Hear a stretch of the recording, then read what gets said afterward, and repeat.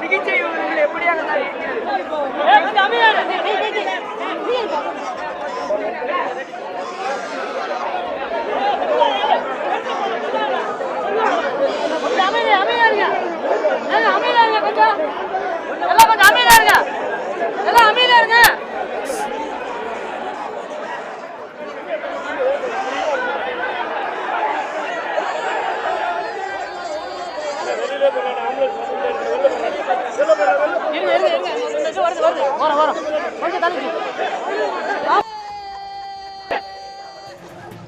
கரூரில் நடைபெற்ற அரசியல் கட்சிகளுடைய கூட்டத்தில் கூட்ட நெரிசலில் சிக்கி இதுவரை 31 பேர் இறந்திருக்கின்றார்கள்.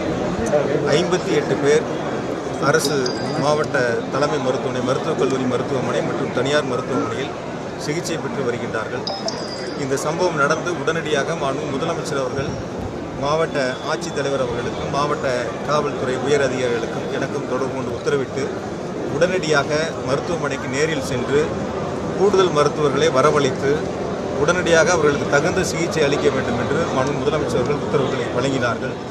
மாண்புமிகு பள்ளிக்கல்வித்துறை அமைச்சர் அவர்களும் மாண்புமிகு சுகாதாரத்துறை அமைச்சர் அவர்களையும் உடனடியாக நேரில் செல்வதற்கு உத்தரவிட்டு அவர்கள் வந்து கொண்டிருக்கின்றார்கள்.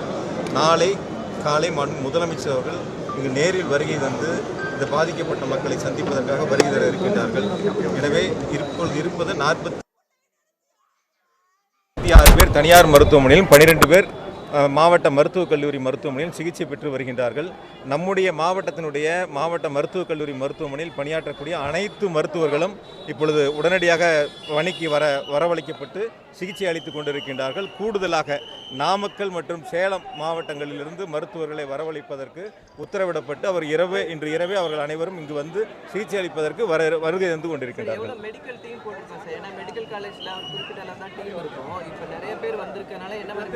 எல்லா டாக்டர்ஸும் டியூட்டி ஷிஃப்ட்டில் இருப்பாங்க. எல்லா டாக்டர்ஸும் இப்போ டியூட்டிக்கு வந்துட்டாங்க. கூடுதலாக நாமக்கல் மற்றும் சேலத்திலிருந்து கூடுதல் மருத்துவர்கள் இப்போ வந்துகிட்டு இருக்காங்க.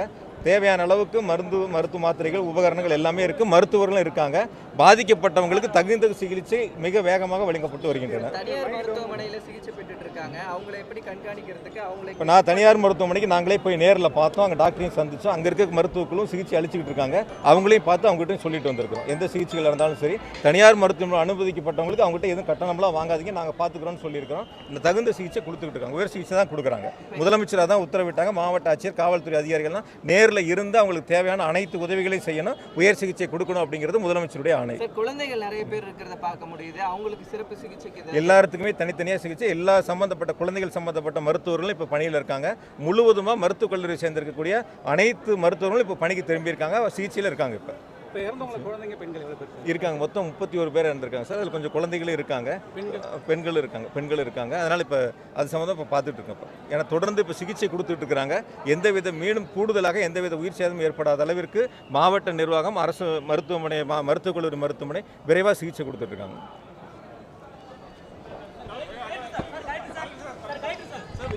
இது பற்றி என்ன விசாரணை என்ன பண்ணுறீங்க சார்? எதனால என்ன பண்ணுறீங்க? சார் இப்போ என்னன்னு கேட்டிங்கன்னா முதல்ல சிகிச்சை முக்கியம்.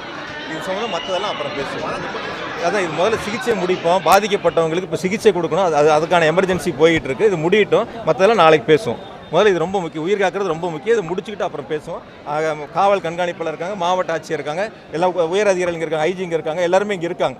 அதனால் கண்டிப்பாக அதுக்கு தகுந்த வேலைகள் நடந்துகிட்டு இருக்கு. உடனுக்குடன் செய்திகளை தெரிந்து கொள்ள சன் நியூஸ் பெல் ஐகானை கிளிக் பண்ணுங்க.